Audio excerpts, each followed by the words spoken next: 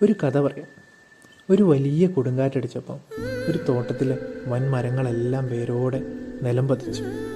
എന്നാൽ ഒരു ചെറിയ ചെടി മാത്രം യാതൊരു കേടുപാടും കൂടാതെ പുഞ്ചിരിച്ചു നിന്നു.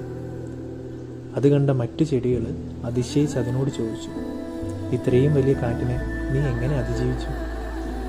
ആ ചെടി വളരെ ശാന്തമായി മറുപടി തന്നു, വലിയ മരങ്ങൾ അവയുടെ ശാഖകളെയും വലിപ്പത്തെയും ഓർത്ത് അഹങ്കരിച്ചു. എന്നാൽ ഞാൻ എൻ്റെ ഊർജ്ജമെല്ലാം മണ്ണിലേക്ക് ആഴ്ന്നിറങ്ങാൻ, എൻ്റെ വേരുകളെ ശക്തമാക്കാനാണ് ഉപയോഗിച്ചത്. പുറമേയുള്ള വലിപ്പത്തിലല്ല, നമ്മെ താങ്ങി നിർത്തുന്ന നമ്മുടെ ആന്തരിക കരുത്തിലാണ് കാര്യം. വീഴ്ചകളിൽ തളരാതെ ഉള്ളിൽ കരുത്ത് സംഭരിച്ച ഏത് കൊടുങ്കാറ്റിനെയും നമുക്ക് അതിജീവിക്കാം.